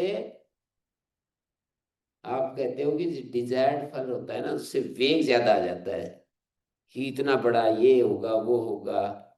चलो उतना भी सोच लो कि कोई यूपीएससी करता है भारतवर्ष का बच्चा, वहां पर भारत सरकार में, तो उसको डिजायर्ड फल सामने रख लिया है कि इससे मेरे को लाल बत्ती की गाड़ी मिलेगी, मेरे को एक राजा कलेक्टर बन जाऊंगा, ये हो गया।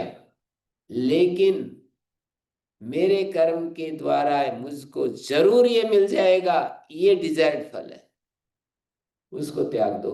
कि मैं पूरी शक्ति लगाऊंगा, ईमानदारी से काम करूंगा, नहीं मिला तो कम से कम मैं पढ़ाई करूंगा, वो तो मेरे हाथ से नहीं जाएगी, वो तो मेरे को मिल ही गई। मैंने शुरू में ही कहा था ना, कर्म करते हुए ही कर्म का आनंद ले लेना। तो जैसे परीक्षा देने से पहले जो तैयारी करेगा, तो उसमें बहुत सारे शास्त्र पढ़ने पड़ेंगे, ग्रंथ पढ़ने पड़ेंगे, बहुत सारे विषय, वो जो उसमें योग्यता आ जाएगी उसको तो कोई छीन ही नहीं सकता है। तो उसको मैं कह रहा हूं, डिजायर्ड फल ये है कि वो यूपीएससी में उत्तीर्ण होता है या नहीं होता है, इस इसमें हमको आसक्ति नहीं करनी। वो कर्म के बारे में, उसके परिणाम के बारे में सब देख लिया कि भाई अन्न पैदा होगा तो इससे मेरे घर का, परिवार का काम चलेगा, और इससे हम्म, संसार का भी भला होगा। ये सारी बातें सोचना कर्मयोग का बाधक नहीं है। व्यापार करूंगा तो किसी को शुद्ध चीज मिलेगी और शुद्ध वस्तु मिलेगी, तो इससे मुझे जो है वो मेरे को उत्साह ही मिलेगा। ठीक, मेरा जीवन सार्थक महसूस होगा कि मैं भी किसी के लिए कुछ कर रहा हूँ, किसी के काम आ रहा हूँ, अपनी मेरे को जो समय शक्ति ऊर्जा मिली है वो अच्छी जगह लगा रहा हूँ, ऐसा मेरा मन बनेगा और उससे मेरे को उत्साह मिलेगा।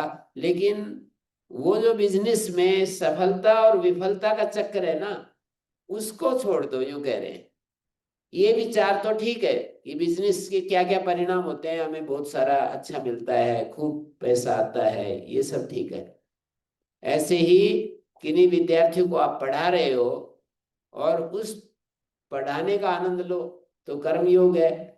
और ये विचार करना भी कर्मयोग में बाधक नहीं है कि विद्यार्थियों का भाई बहुत सारे बच्चे इसमें अच्छे बन जाएंगे, बहुत सारा इसमें संसार के लिए अच्छा होगा, ये तो ठीक है, ये तो विचार कर लिया। पर जो मैं पढ़ा रहा हूं उतना परसेंट रिजल्ट आएगा, ये जो डिजायर्ड फल है उसको छोड़ दो। क्योंकि मैंने अपना काम पूरा उत्साह और वेग के साथ किया है, उसके आगे मैंने छोड़ दिया, तो वो तो छोड़ा जा सकता है। तो मत कर्म कृत मत परमा, मेरे को ही परम समझ, भगवान को ही परम स्थान पर रख। जैसे विद्वान लोग यह उदाहरण देते हैं कि किसी युवक का मन स्त्री में अटका हुआ है तो स्त्री में उसका मन लगा हुआ है, लेकिन उसको परम स्थान पर तो नहीं, परम स्थान पर तो अपना इष्ट देव महादेव जिसको किसी को भी मानता है, तो भगवान को परम स्थान पर रखो, भगवान के भक्त बन जाओ और संग वर्जित आसक्ति से रहित हो जाओ। निर्वैरा सर्वभूतेषु, सब भूतों के प्रति निर्वैर भाव धारण कर लो कि किसी से मुझे वैर नहीं रखना। ऐसा जो करता है वो मेरे को प्राप्त हो जाता है। ये सब कर्मयोग के सूत्र बिखरे हुए हैं गीता में, जो हमें कहा है, उसमें भक्ति भी जोड़ दी गई है। एक ज्ञान योग होता है, उसमें तो ये कहते हैं कि गुणा गुणेश वर्तन्ते इति मत्वा न सज्जते, गुण गुणों में वर्त रहे हैं। आंख भी गुण है और गुण, रूप भी गुण है, कान भी गुण है और शब्द भी गुण है, त्वचा भी गुण है और जिस चीज को ये छुएगी वो भी गुण है, रसना भी गुण है और रस भी गुण है। गुणा गुणेश वर्तन्ते इति मत्वा न सज्जते। ये जो खेल हो रहा है ना, गुणों का खेल हो रहा है, मैं उसका साक्षी हूं, दृष्टा हूं, मैं इस गुणों से बाहर हूं। ऐसा जब हम सोचते हैं तो वो ज्ञान योग होता है। लेकिन मैं कर्म करता हूं पर भगवान के लिए कर्म कर रहा हूं, तो ये कर्म योग हो जाता है। तो गीता में दो योग मुख्य रूप से हैं, सांख्य योग और कर्मयोग। कर्मयोग का ही, भक्ति योग कर्मयोग का ही पूरक होता है। भक्ति योग कोई स्वतंत्र नहीं है, भक्ति योग कर्मयोग का ही हिस्सा है, ऐसा समझ लीजिए। हम भक्त के भाव के साथ, कर्म के साथ जुड़ते हैं, भगवान के लिए कर्म कर रहा हूं, इस भाव के साथ जब जुड़ जाते हैं तो गीता में इतनी प्रशंसा की है भक्ति योग की। भक्ति योग स्वतंत्र नहीं है, मैं समझा रहा हूं कि भक्ति योग कर्म के साथ ही जुड़ करके हमको महान फल देता है। जैसे 11वें अध्याय में एक जगह लास्ट में जाकर के कहा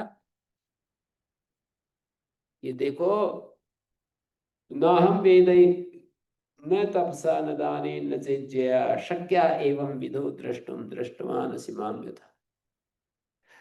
न तो वेद पढ़ने से, न कोई तपस्या करने से, तपस्या का मतलब जैसे कोई वस्त्र धारण नहीं करते, कोई अग्नि के बीच में बैठ जाते हैं। हमने भी एक बार यज्ञ किया, 48 टेम्परेचर था।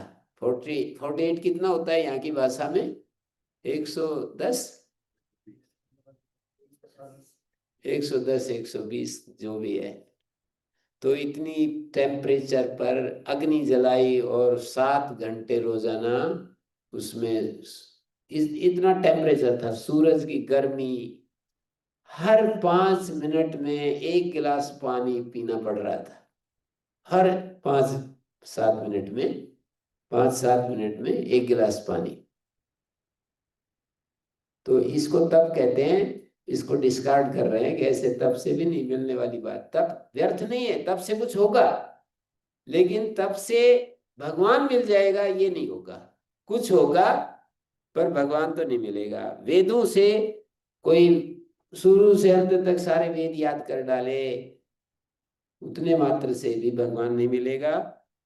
और कोई बहुत बड़ा दानी हो जाए, हजारों लोगों को कंबल बांटता है, भोजन खिलाता है, उतने से भी नहीं मिलेगा। दान का कुछ फल है, दान करेंगे तो उसका फल है, लेकिन दान से भगवान मिल जाएगा ऐसा नहीं कह रहे हैं। और यज्ञ करोगे, यज्ञ का फल है, लेकिन यज्ञ से भगवान, ऐसा मेरा स्वरूप तुम्हें पता नहीं चलेगा इन सब चारों साधनों से। भक्त्यात्वनन्या लभ्या हम एवं विदोर्जुना। लेकिन अनन्य भक्ति से, अनन्य भक्ति से तुम मेरे को, मेरे उस विश्व रूप को प्राप्त कर सकते हो। 11वां अध्याय विश्व रूप है, सब जगह भगवान के रूप दिखाई दे। तो ऐसा रूप भक्ति से ही मिल सकता है, इन सब क्रियाओं से थोड़ी होगा। सब जगह तुझे भगवान वासुदेव सर्वमिति स महात्मा सुदुर्लभा, सब जगह वासुदेव ही वासुदेव मुझे दिखाई देता है, वो तो महात्मा हो गया है। ऐसा व्यक्ति तो दुर्लभ है इस दुनिया में। तो कहा ज्ञातुम द्रष्टुम च तत्वेन, जानना, देखना और फिर मेरे में प्रवेश करना, ये सारा अनन्य भक्ति से ही हो पाएगा। अनन्य भक्ति से तुम जान भी लोगे और समझ भी लोगे और फिर मुझ में प्रवेश कर जाओगे, ऐसे कहा। और देखिए, एक जगह कहा, ये जो भक्ति है, कर्मयोग का जो अंग है, 7वें अध्याय में बहुत बड़ी बात कह दी है। वो ये कहते हैं कि देखो, दैवी ही ये गुणों की जो माया है ना, योग माया से नाहम प्रकाशा सर्वस्य योग माया समावृता। योग माया से मैं ढका हुआ हूं, अपने गुणों की जो माया है उसको योग माया कहते हैं। गुणों की माया से मैं ढका हुआ हूं, सबको मेरा बोध नहीं होता है। परमात्मा को सब कहाँ जान पाते हैं? इतने मंदिर हैं, इतने गुरुद्वारे हैं, इतने चर्च हैं, इतने सब कुछ है दुनिया में, पर भगवान तो काबू में नहीं आ रहे इन सब साधनों से। ये जितने भी उपाय किए जा रहे हैं ना, ये गुणों से, मेरी गुणों की माया से मैं ढका हुआ हूं। ना हम प्रकाशा सर्वस्य योग माया समावृता। योग माया से ढका हुआ हूं, तो मैं सबके प्रकाश में नहीं आता हूं। तो फिर क्या कहा? त्रिभी गुणमयी भावई ए भी सर्वमिदम जगत। 3 गुणों से ये सारा जगत मोहितम ना भी जानाती, मोहित हो रहा है और इसलिए मेरे को नहीं जानता है। मामेभ्य परमव्ययम, इन गुणों से परे अविनाशी रूप मुझको नहीं जानता है। आश्वासन देते हैं अगले क्षण। एक तरफ तो नहीं जान सकता है, फिर आश्वासन देते हैं अगले क्षण कि दैवी ही ईशा गुणमयी मम माया दुरत्य। मेरी माया मुश्किल से पार करने योग्य है, नियर टू इम्पॉसिबल। मेरी माया को पार करना सहज नहीं है। माँ में ये प्रपद्यन्ते माया में तम तरंति ते, ये है ग्रेट एश्योरेंस। कहते हैं जो मेरे को प्राप्त हो जाते हैं वो इस माया से पार हो जाते हैं। पहले तो कह दिया कि इस माया से पार जाना असंभव है। गुणों की माया, आप भी देखते ही होगे, कितने सत्संग सुनते हो, कितनी बात कथाएं सुनते हो, सत्संग करते हो, पुस्तकें भी पढ़ते हो, और जी ऐसे ऐसे करते रहते हो। और वो किसी ने हमारे हरियाणा में या उसमें राजस्थान में एक कहावत है कि पानी का जो वो होता है ना, वो किसी के घर में जा रहा था पानी, तो बोले भाई इसको पानी को दूसरी तरफ होना चाहिए, ये ठीक नहीं है। हाँ जी बिल्कुल, हाँ हाँ करता जाए। जैसे ही वो बताए ना, अपने छत का पानी दूसरे के उसमें मकान में जा रहा है, तो वो बोलेगी जी ये दूसरे के मकान में जो पानी जा रहा है ना, हमारे मकान में जो पानी आ रहा है ना, इसका मुख दूसरी तरफ करो। बोले भाई देखो, पंचों की बात सिर माथे। भाई पंच लोग है ना जो आप लोग आकर के हमें सीख दे रहे हो, पंचों की बात आपकी बात सिर माथे पर, पतनाला नहीं बदलेगा। जो नाले का मुख है ये तो यही रहेगा। तो आप सारी कहानी किससे सुनते रहो, गर्दन हिलाते रहो, पर आपका स्वभाव, आपकी दृष्टि आपकी वहीं पर चक्कर काटती रहेगी, उसमें बदलाव नहीं आता है। तो इन्होंने कहा कि माम ये प्रपद्यन्ते माया मेतम तरंति ते, जो मेरे को प्राप्त हो जाते हैं इस माया से पार चले जाते हैं। इतना बड़ा भक्ति योग कर्म योग का एक अंग है, जो इतनी बड़ी इतना बड़ा आश्वासन भगवान की तरफ से। एक जगह कहा कि ये जो 3 गुण है ना, ये 14वें अध्याय में जाकर के कहा कि ये देखो, त्रिगुणातीत होने का क्या उपाय है, ऐसे पूछा। तीनों गुणों से अतीत हो जाएं हम, सत्व गुण रजोगुण तमोगुण, क्या उपाय है? तो कहते हैं माम चैव व्यभिचारेण भक्ति योगेन सेवते सगुणान समतीत्येतान ब्रह्म भूयाय कल्पते। कहते हैं जो अव्यभिचारी, कभी भी अनफेलिंग जो वो है भक्ति योग, जो मेरी उपासना करता है, वो इन गुणों से पार चला जाता है। माम च विचारेण भक्ति योगेन सेवते, भक्ति योग से जो मेरा सेवन करता है, स गुणान समतीतेतान, ब्रह्म भूयाय, ब्रह्म भाव को प्राप्त हो जाता है। तो मैंने कर्मयोग को कर्मयोग के साथ भक्ति योग को मिला करके कर्मयोग को बहुत ही सुपीरियर स्थान पर रखा है। स्वयं भगवान ने आश्वासन दिए हैं कि कर्मयोग के द्वारा, मानी भक्ति योग युक्त कर्मयोग के द्वारा मैं प्राप्त हो जाता हूं, जिसके लिए हम ढूंढ तलाश कर रहे हैं। यहाँ जाते हैं, वहां जाते हैं, मंदिर जाते हैं और कथा सुनते हैं, महापुरुषों के संग में जाते हैं और बड़ी बड़ी तपस्याएं करते हैं, साधनाएं करते हैं। तो मैंने ये सब कहा। किसी का कुछ प्रश्न है तो वो भी बता सकते हो। हाँ जी। आपने बोला कि ये अनन्य भक्ति से ईश्वर प्राप्त हो सकता है जी। तो ये अनन्य भक्ति कैसे की जा सकती है? आप थोड़ा। अनन्य भक्ति तो यही होती है कि हमारी भक्ति का जो केंद्र है वो भगवान होना चाहिए और कुछ नहीं होना चाहिए।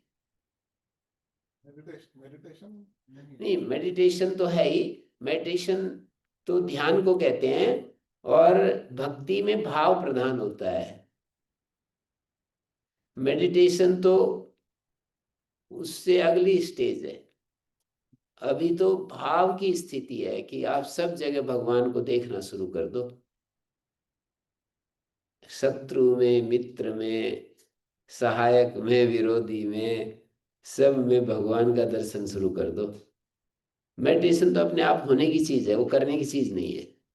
मन शांत हो जाए, एकदम कंप्लीट साइलेंस में चला जाए, तो वो तब जाएगा जब डिजायर, कामनाएं हमारी हटेंगी। कामनाएं कैसे हटेंगी? भक्ति योग से हटेंगी। जब आपको सब जगह भगवान ही भगवान दिखाई देता है, आप इधर भी देखो भगवान, इस तरफ देखो तो भी भगवान, कुत्ते में भी भगवान, गाय में भी भगवान, सब जगह भगवान देखोगे, तो फिर कल एक प्रश्न उठाया था बहुत ही किसी सज्जन ने ये कहा कि मैं बोल रहा था कल कि सर्वे भवन्तु सुखिनः सर्वे सन्तु निरामया। बोले इन उग्रवादियों का भी भला होना चाहिए क्या, जो ऐसे करते हैं? आप सर्वे भवन्तु कह रहे हो तो इन उग्रवादियों का भी भला होना चाहिए। मैंने कहा हाँ, भला क्या है ये समझने की बात है।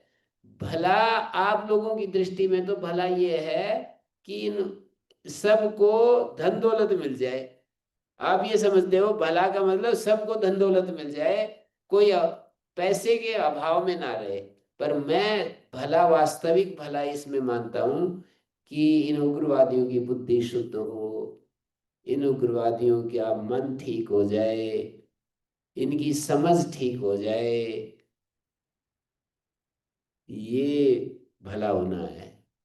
तो यदि किसी की बुद्धि ठीक हो जाती है, किसी का मन ठीक हो जाता है, तो भला ज्ञान से भी होता है। किसी को ज्ञान मिल जाए, सबसे बड़ा भला होता है।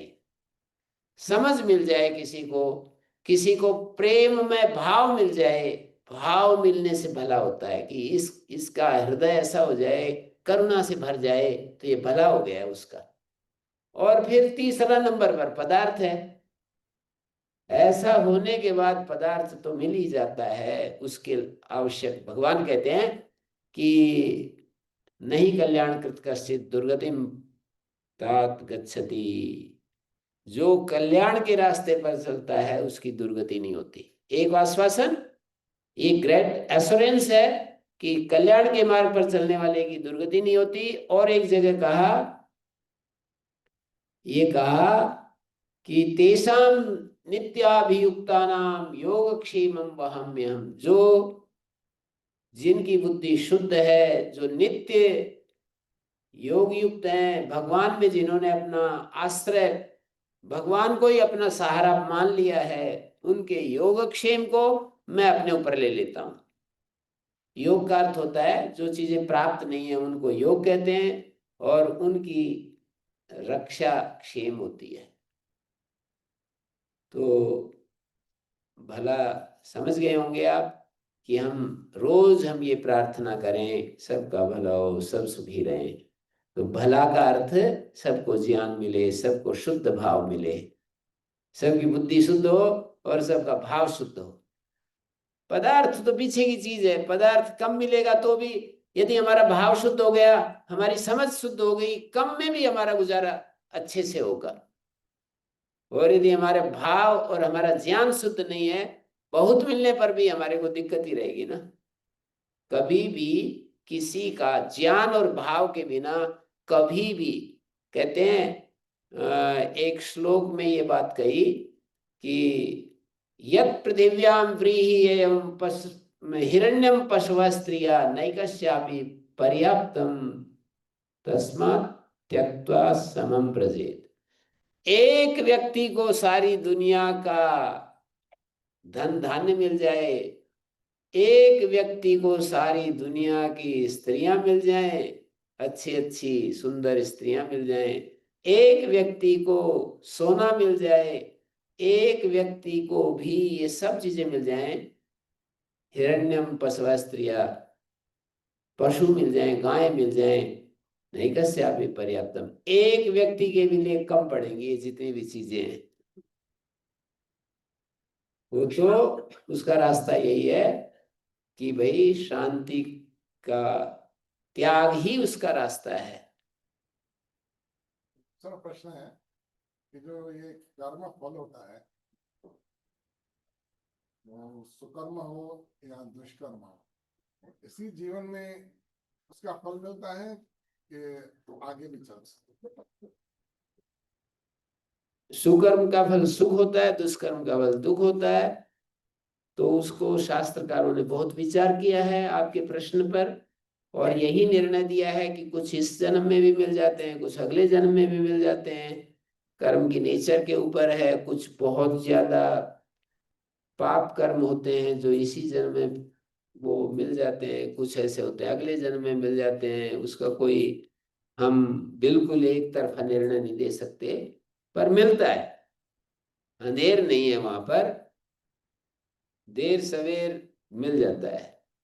जैसा करते हैं वैसा मिल जाता है हमको। अच्छा करते हैं तो सुख के रूप में मिल जाता है, बुरा होता है तो दुख के रूप में मिल जाता है, मिल जाता है। अभी एक महीना पहले ही टेक्सास में कितने छोटे छोटे बच्चे थे, उन्होंने तो दुष्कर्म किए नहीं होंगे, वो नींद में ही गुजर गए। बाढ़ आ गई थी। हाँ हाँ, ये तो देखिए, जब इस जीवन का स्वरूप ही ऐसा है। देखिए, एक कभी भी कुछ हो सकता है, जीवन की अनित्यता को समझ लेना चाहिए। बहुत गंभीर बात कह रहा हूं, जीवन की अनित्यता को समझ लेना चाहिए। हमारे जीवन का साथ कभी भी कुछ हो सकता है, ये कोई गड़बड़ बात नहीं है, इससे कोई घबराने की बात नहीं है।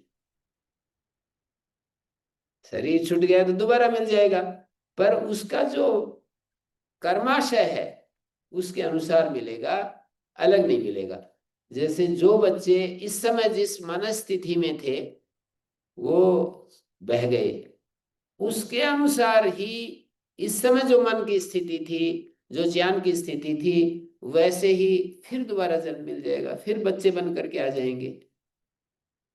ऐसा नहीं हो सकता कि अरे मौका मिला था वो दुख गायब हो गया, अब क्या होगा। संसार में ऐसा लगता है हमको कि भाई एक बार मौका मिला और वो गायब हो गया तो ये तो अन्याय हो गया। तो वो, हाँ जी स्वामी जी, ये तो एक तरह से भगवान का गिफ्ट हो गया आपको, क्या आपको नए कपड़े दे रहा है भगवान, आपकी आत्मा को नए कपड़े दे रहा है, इसमें पनिशमेंट कहाँ से आ रहा नहीं, वो ऐसा बोल रहे हैं कि जैसे छोटा बच्चा था, उनका तर्क तो सही है, छोटा बच्चा था, वो बूढ़े आदमी के लिए तो वो आप वाला तर्क सही बैठेगा कि बूढ़ी पुराने कपड़े छोड़ करके नए कपड़े, पहले ही नए थे उसके तो उसको तो भगवान की खेती है, ये तो कभी कभी कच्ची भी काट लेता है, वो कभी पका कर काटता है, ये ऐसा भाव बनाना पड़ेगा। और उसमें ऐसा होता है, मैं तो बिल्कुल मैं इसमें स्पष्ट हूं, इसमें मेरे को संशय नहीं है कि जैसे बच्चों का वो जो हमारी मन की स्थिति होती है ना, जो कर्माशय ज्ञान की स्थिति होती है, वो हमारे द्वारा ही काटी जा सकती है, वो कोई दूसरा नहीं काट सकता। हमारी अंडरस्टैंडिंग जो होती है, हमारी जो फीलिंग्स होती हैं, उसको हम ही बदल सकते हैं, कोई दूसरा नहीं बदलेगा। और यदि बीच में आपने जो बताया ऐसी घटना हो भी जाए तो फिर मिल जाएगा, क्या दिक्कत है। वो यात्रा तो अनंत है, इसमें चलता रहता है। तो जीवन का स्वरूप ही ऐसा है कि इसमें कभी भी कुछ हो सकता है। जी, और किसी का?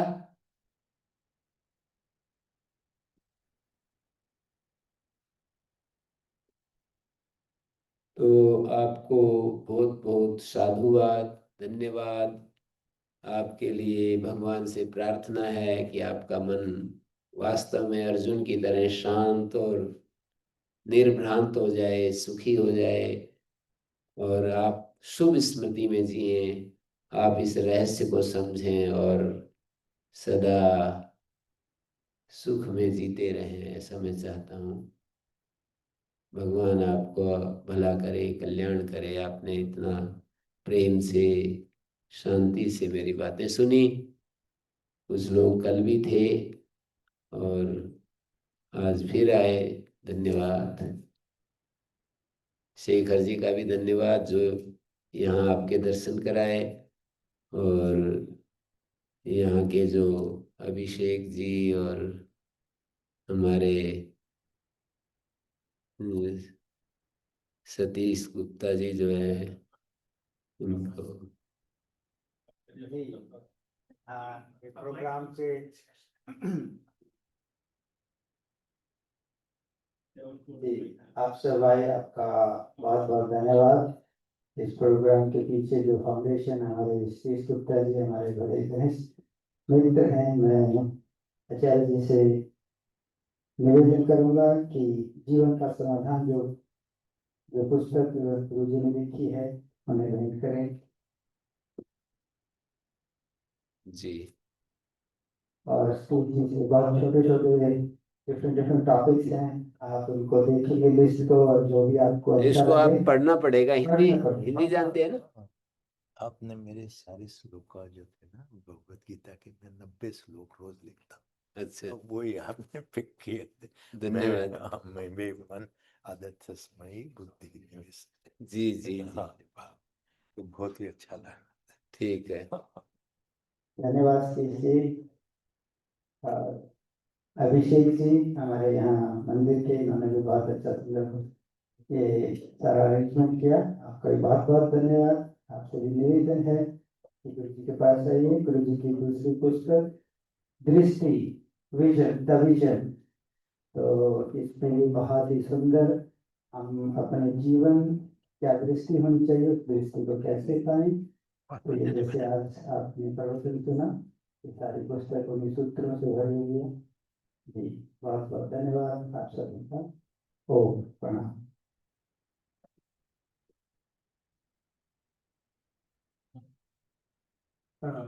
गुरु जी, आपका बहुत बहुत अभिनंदन। इतनी सुंदर वाणी, इतने सुंदर वचन, और आपने सब हमें गुणातीत तो हम पता नहीं हो पाएंगे, लेकिन हमें गुणों से आपने परिपूर्ण किया अपनी वाणी के द्वारा। थोड़ा मैं हमारे ट्रस्टी चेयरमैन साहब बैठे हुए हैं, किम भाई, थोड़ा सा अगर आप कुछ आभार प्रकट करना चाहें गुरु जी।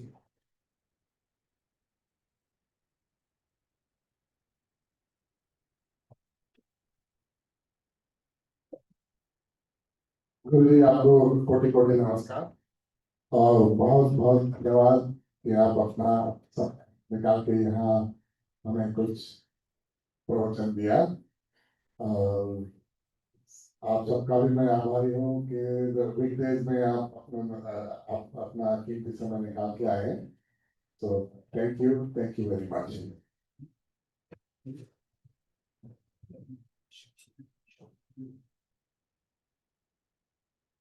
तो फिर से आप कुछ कहना चाहें?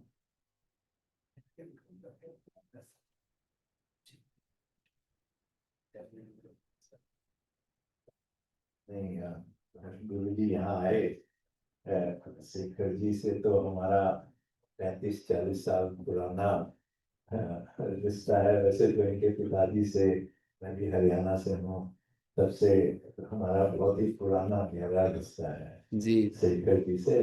जब आपके बारे में पता चला कि आप आ रहे हैं, तो हमने शेखर जी से रिक्वेस्ट की थी कि आप बिहारस भी आए। हमें बड़ा अच्छा लगा कि आप गाँव है, और आज आपने कर्म योगा, भक्ति योगा के बारे में, और जो आपने श्लोका जो फिट किए, वो ही मैं भी रोज 1 घंटा बता रहा था गुरु जी को कि वो इस श्लोका में लिखता हूँ। 50 श्लोका है जो मैंने 18 अध्याय से 2-2, 3-3 हरे अध्याय से फिट किए हैं, वो ये आपने आज उसके बारे में बताया, तो बड़ा अच्छा लगा। और आपसे ये विनती रहेगी कि आप यहाँ पर आते रहें, जिससे कि हम लोगों को थोड़ा थोड़ा जो है ज्ञान है, थोड़ा ज्ञान के रूप में, और हम भी दूसरों की सेवा में अपना जीवन लगाएं। शेखर जी ने तो सब कुछ छोड़ करके मतलब आपके साथ लगे हुए हैं। उनके जो उन्होंने एक, शेखर जी को तो जैसा मैंने आपको बताया 40 साल से जानता हूँ, उसमें तो सब छोड़ छाड़ करके एक सेवा के रूप में आपके साथ लगे। और उस प्रेरणा से ही हो सकता है हमें भी कुछ शक्ति आ जाए, जो हम भी कुछ दूसरों के लिए कुछ कर सके। जी जी तो जी इस तरह का आप हमें शक्ति दीजिए और आशीर्वाद दीजिए। जी जी बिल्कुल, थैंक एकदम। You, thank you, thank you.